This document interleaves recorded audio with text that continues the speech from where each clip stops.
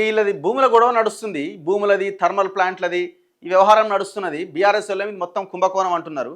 మాదెక్కడ కుంభకోణం, మీదే కుంభకోణం అంటున్నారు. ఈ హిల్ట్ అనే ఈ యొక్క భూములకు సంబంధించి దాదాపు 9,200 ఎకరాల భూమి మల్టీ యూజ్ కింద వాడుకోవచ్చు అని ఒక వ్యవహారాన్ని తీసుకొస్తున్నది. ఎవరు? రాష్ట్ర ప్రభుత్వం. రైతులు గతంలో పరిశ్రమల కోసం ఇచ్చిన భూములు మీరు మీ దగ్గర ఉన్న భూములను మీరు మల్టీ యూజ్ కింద వాడుకోవచ్చు, అంటే ఆ కంపెనీ తీసేసి నువ్వు రియల్ ఎస్టేట్ కంపెనీ కూడా పెట్టుకోవచ్చు అని వాళ్ళకి చెప్తున్నది అని ఆ రకమైన ఆర్డర్స్ ఇచ్చిందనమాట. సో దాని మీద ఇది పెద్ద కుంభకోణం అంటుంది. నేను అంటున్నా 100% ఇది కుంభకోణం అయి ఉంటుంది, డౌట్ ఏముండదు. హిల్ట్ను నిలిపేసేలా ఆదేశాలు ఇవ్వండి, గవర్నర్కు బీజేపీ నేతల విన్నపం.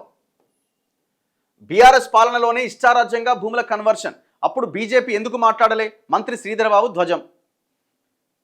మీరు దొంగలే, వాళ్ళ దొంగలే, అంత దొంగలే అంటున్నాం మేము కూడా.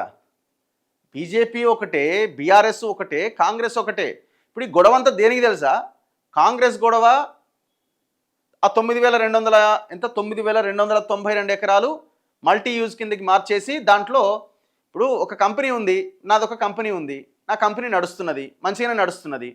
నేను ఆ కంపెనీ ప్రభుత్వం ఇచ్చిన భూములు మల్టీ యూజ్ కింద మీరు వాడుకోవచ్చు అనే ఆర్డర్ వస్తే నేను ఏం చేస్తాను అప్పుడు? అరే ఈ కంపెనీని నడపడం కంటే, ఒకవేళ మంచిగా నడుస్తున్నా కూడా ఈ కంపెనీ నడపడం కంటే ఏమో దీంట్లో రియల్ ఎస్టేట్ ప్లాట్లు చేసి వెంచర్ చేస్తే అయిపోద్ది కదా.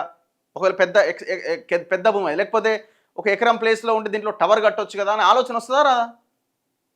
ఉన్న కంపెనీలు కూడా, నడిచే కంపెనీలు క్లోజ్ అవ్వడానికి అవకాశం ఉంటుంది.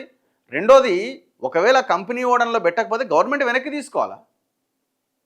ఇది మల్టీ యూజ్ కింద వాడుకోవడానికి ఎట్లా మీరు పర్మిషన్స్ ఇస్తారు? ఆ భూములు ఎక్కడివి? ఆనాడు రైతులు, ప్రజలు భవిష్యత్ అవసరాల కోసం ప్రభుత్వాలు వాళ్ళ దగ్గర నుంచి సేకరిస్తే వచ్చిన భూములు అవన్నీ. నాచారంలో కానీ ఇంకా చాలా ప్లేస్లో ఉన్న భూములు. ఇప్పుడు వీళ్ళ గొడవ ఏంది? బీజేపీ వాళ్ళది బీఆర్ఎస్ వాళ్ళది. అమ్మ మొత్తం ఇలా భారీ ఎత్తున కుంభకోణం జరిగే అవకాశం ఉంది, రియల్ ఎస్టేట్ కంపెనీలకు పోయే అవకాశం ఉంది, మరి మా వాటా అయిందనేది వీళ్ళ గొడవ అంతే. అందుకనే బీఆర్ఎస్ హయాంలో కూడా నా బీజేపీ మాట్లాడలే, నా కాంగ్రెస్ మాట్లాడి ఎవరైనా పెద్ద ఎత్తున పోరాటాలు ఏమైనా జరిగినాయి భూముల మీద? జరగలే. ఇప్పుడు కాంగ్రెస్ అధికారంలోకి వచ్చింది, బీఆర్ఎస్దైనా బీజేపీదైనా ఇది వాటాల కొట్లాటే.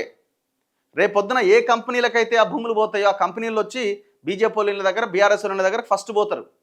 ఎందుకన్నా మీకు ఈ లొల్లంత ఎందుకు? మనం ఒకటే కదా, అంత ఒకటే కదా, ఒకే తాను ముక్కలు కదా, అంతా ఒకే వర్గానికి సంబంధించిన రియల్ ఎస్టేట్ వ్యాపారులు, పారిశ్రామికవేత్తలు, రాజకీయ నాయకులే కదా.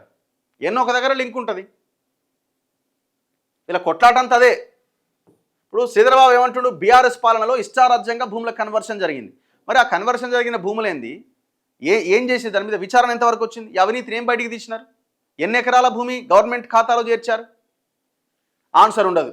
ప్రజలపైన 80,000 కోట్ల ఆర్థిక భారం, కమిషన్ల కోసమే విద్యుత్ ప్లాంట్లు, ఎన్నికల కోడ్ ఉల్లంఘిస్తున్న ముఖ్యమంత్రి, మాజీ మంత్రి హరీష్ రావు ధ్వజం. మీ లెక్కనే వాళ్ళు స్వామి. భద్రాద్రి, యాదాద్రి పవర్ ప్లాంట్లు కట్టిరు కదా, మీరు 1,000 కోట్ల రూపాయలు తిన్నారు కదా, సేమ్ మీ లెక్కనే వాళ్ళు కూడా తయారయ్యారు. ఆనాడు అపోజిషన్లో ఉండి వీళ్ళు మాట్లాడారు, ఇప్పుడు మీరు అపోజిషన్లోకి వచ్చి మీరు మాట్లాడుతున్నారు. ఇది తెలంగాణ రాజకీయం.